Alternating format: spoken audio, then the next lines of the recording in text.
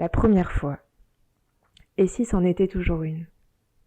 Comme une caresse charnelle avec la vie, rendue ivre par la pluie, elle offre à qui sait la regarder les papillons de ses jardins secrets, la maladresse d'une étreinte de jeunesse, la saveur de ses courbes et ses couleurs. La première fois. Et si c'en était toujours une? Comme ces quelques premiers pas, dont on pèse chaque mouvement, de crainte d'être maladroit ou maladroite. Ceux qui font trébucher avant de se sentir à l'aise. Ceux qui nous donnent l'impression d'en avoir fait 100, tant ils appellent au courage de braver l'inconnu. La première fois. Et si c'en était toujours une? À chaque fois qu'on se voit, à chaque fois qu'on se parle, qu'on se raconte, qu'on se fait rire une nouvelle fois. Parce que tu sais, des premières fois, on en garde le souvenir et toutes ses saveurs. On se les rappelle 100 fois, comme si c'était toujours la première fois.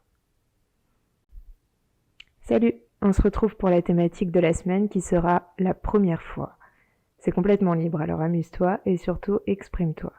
Ce thème peut être interprété à l'infini. En réalité, des premières fois, on en vit tous les jours sans en prendre conscience, alors qu'elles ont le pouvoir de s'inscrire dans nos mémoires. Tâche de t'en souvenir lorsque tu voudras graver un moment qui compte.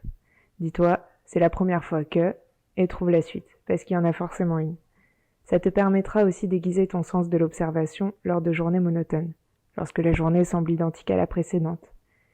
Et puis, pour savourer encore plus cette thématique, tu peux la refaire autant de fois que tu veux, en la transformant en première fois.